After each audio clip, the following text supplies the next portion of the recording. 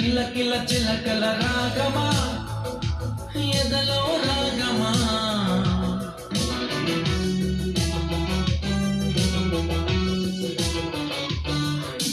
మాటల కందని మౌనమిది